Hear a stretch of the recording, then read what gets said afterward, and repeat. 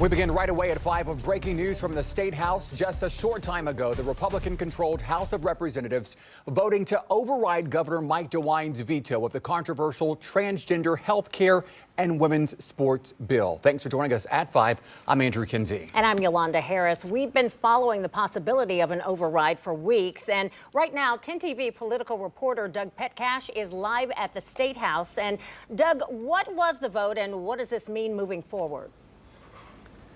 Well, Yolanda, the House voted 65-28 to override Governor DeWine's veto. And that's an even wider margin when the House voted 62-27 on the bill back on December 13th. I'm here in front of the governor's ceremonial office. He released a statement this afternoon. We'll have that coming up in just a minute. But first, the bill would ban all forms of gender-affirming care for minors in Ohio, including gender-affirming surgeries, hormone therapy, and puberty blockers. House Bill 68 would also ban transgender athletes from playing girls and women's sports.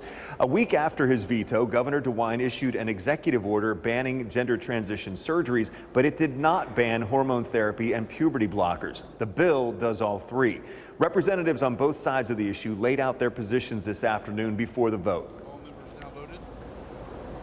In today's society, we need to ensure that we are able to protect our children. We want them to have the chance to grow up before making any decisions to permanently change their bodies. Changes that will impact them forever. Trans children and adults deserve our empathy and understanding instead of this aggressive attack on their rights. If you are a corporation or a university or a business, how will you recruit the brightest and best to come to a state that is busy taking away human rights? Now the bill goes to the Senate. The next Senate session is scheduled for January 24th. It will take a 3/5 majority vote in that chamber as well to override the governor's veto.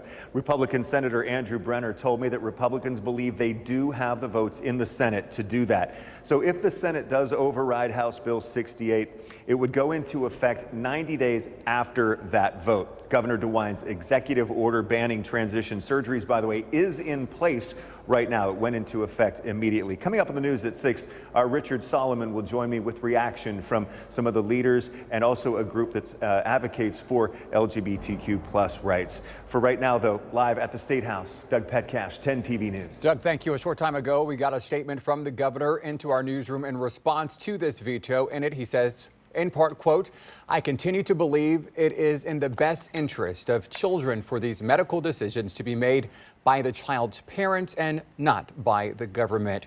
More